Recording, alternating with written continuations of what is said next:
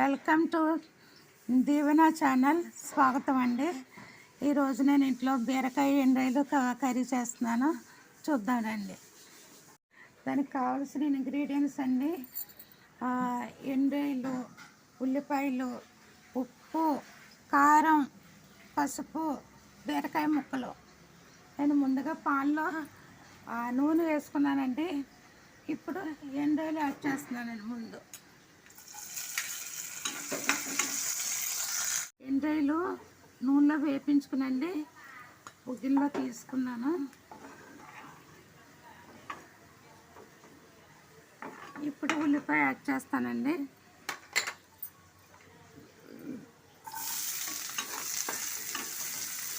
ఉల్లిపాయ యాడ్ చేసి కొంచెం ఉప్పు వేసాను అనుకోండి, మగ్గుతాయి కదా.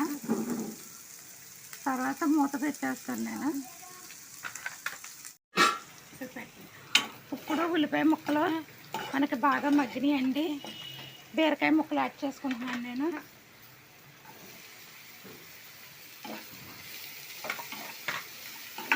బీరకాయ ముక్కలు యాడ్ చేసుకుని కొంచెం పసుపు వేసుకుందామండి.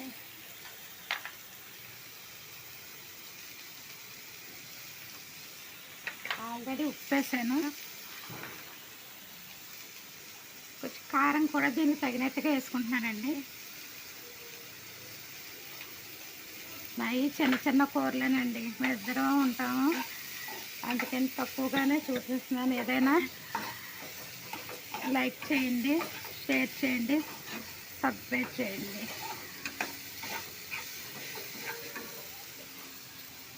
మూత పెట్టేస్తున్నానండి, మగ్గనిద్దాం బాగా.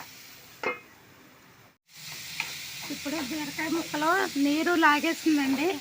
ఇందులో మనం నీరు యాడ్ చేసుకుందాం, నీరు పోసుకుందాం.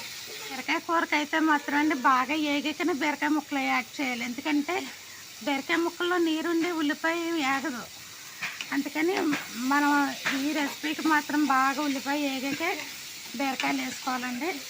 తర్వాత నీళ్ళు పోసుకున్నానండి, తగినన్ని నీళ్ళు.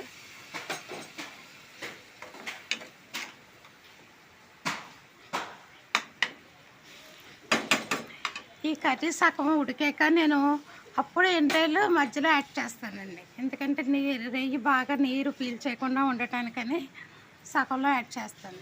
ఇప్పుడు మూత పెట్టేసుకుందామండి. కర్రీలో ఎండ్రాయిలు యాడ్ చేశాను. ఇంకా కొంచెం దగ్గర పడ్డాక అప్పుడు కూర కట్టేస్తానండి. కర్రీ అయితే ఆల్రెడీ రెడీ అయిపోయిందండి. నీళ్ళు లేవు. నేను ఎండ్రాయిలు 2-3 సార్లు శుభ్రం చేసి కడిగి పెట్టుకున్నానండి. అలాగే మనం ముందు శుభ్రం చేసుకుని పెట్టుకోవాలని ముందులో చెప్పలేదు. ఇళ్ళకన్నా తెలిసిందే, కానీ ఒకసారి చెప్తున్నాను. బీరకాయ ఎండ్రాయిల కర్రీ అయితే రెడీ అయిందండి. మీరు కూడా ఇలా ట్రై చేసి చూడండి.